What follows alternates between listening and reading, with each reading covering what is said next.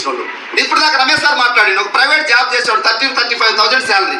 నా జీవితం ఒక 4 years ఈ కంపెనీలోకి వచ్చి ఆయన 4 సంవత్సరాల లైఫ్ మారిందని చెప్పిండు. సార్ నో ఏం చేసిద్దే మారిందనేది తర్వాత తెలుస్తుంది. ఒక మీటింగ్తో అంతా చెప్పాలంటే అవుతుంది. ఆయనతో జర్నీ చేస్తే ఆయన ఏం చేసిండు అనేది మెల్లమెల్ల మీకు అర్థం అవుతుంది. తర్వాత ఇక్కడ నాకు పావని మేడం అని ఉంది, నాగర్ కర్నూలు. ఎంతమ్మా హైయెస్ట్ ఇన్కమ్? 89,000 తీసుకుంటుంది పావని మేడం, నాగర్ కర్నూలు దగ్గర. సారీ, కలకపల్లి దగ్గర ఆలేరు. కలకపల్లి నుంచి లోపలికి వెళ్తుంది. ఊరికి కూడా వెళ్ళాం మేము. ఏం చేసేవాళ్ళు ఈ కంపెనీకి రాకముందు? Private school teacher. జీతం ఎంతమ్మా? 8,000 సార్. ఎన్ని సంవత్సరాలు అక్కడ చేశారు? 3 సంవత్సరాలు చేస్తే 8,000 శాలరీ. ఇక్కడ జస్ట్ 1 year కంప్లీట్, సంవత్సరం కంప్లీటెడ్. ఎంత జీతం? అందరూ మాట్లాడాలా? 89. ఆమెకే అవకాశం ఉందా? మన అందరికి ఉందా? తినే రాత ఉన్న వాళ్ళందరికీ. రాత లేకపోతే నేను ఎన్ని చెప్పినా ఎక్కదు, నీ మైండ్ నెగిటివ్ గానే ఆలోచిస్తుంది. థ్యాంక్ యూ, కూర్చో. తర్వాత ఇక్కడ మన అంతా రమేష్ గవర్నమెంట్ టీచర్స్ వీళ్ళిద్దరు. రమేష్ సార్ ఒకసారి మాకు చాలా గర్వంగా ఉంది, ఇద్దరు మా టీంలో పనిచేస్తున్నాను. ఒక్క గవర్నమెంట్ జాబ్ ఉంటేనే ఎలా ఉంటుంది మైండ్ అంటే, సమాజంలో నేను ఒక మెట్టు పైన ఉన్నాననే ఫీలింగ్ ఉంటుంది. అవునా కదా? 2 జాబ్లు ఉంటే ఎట్లుంటుంది?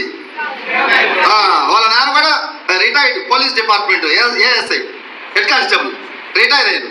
అచ్చంపేట పక్కనే 40 ఎకరాలు పొలం తీసుకుని వాళ్ళ నాన్న ఇప్పుడు పొలం చేస్తారు. రిటైర్ అయ్యి ఖాళీ ఉండకుండా దగ్గర ఫ్యామిలీ అంతా జాబ్ హోల్డర్స్. అయినా మరి ఎందుకో తెలియదు వాళ్ళకి ఆకలి ఆకలి ఆకలి ఆకలి అంటా ఉండదు. వెస్టీజ్ లేకొచ్చి వీళ్ళ వదిన కాదు, సొంత రమేష్ సార్ వదిన. వీళ్ళ హస్బెండ్ గవర్నమెంట్ జాబే. సో అందరూ ఎంప్లాయీస్, అందరూ వెస్టీజ్లో పనిచేస్తారు.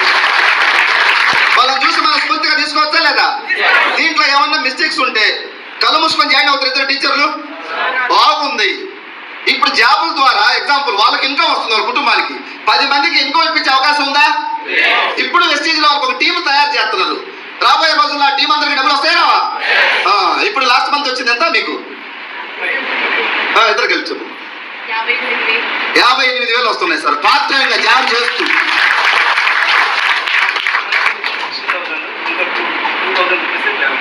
60,000 జీతానికి వెస్టీజ్ ద్వారా 60,000 వచ్చింది పార్ట్ టైంగా.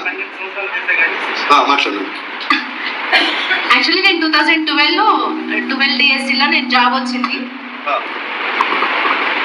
ఫస్ట్ స్టార్టింగ్ శాలరీ 10,900కి నేను జీతం చేసిన. ఇప్పుడు 60,000 కూడా దాటలేదు.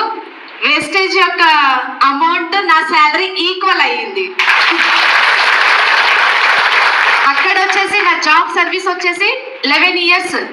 జస్ట్ నేను జనవరి నుంచి స్ట్రాంగ్గా బిలీవ్ చేస్తున్నా. లాస్ట్ ఇయర్ మార్చ్కి నేను జాయిన్ అయినా, బట్ 1 నెల సమ్మర్ హాలిడేస్లోనే వర్క్ చేసి మిగతా జస్ట్ మా డౌన్ లైనర్కి హెల్ప్ చేసేది.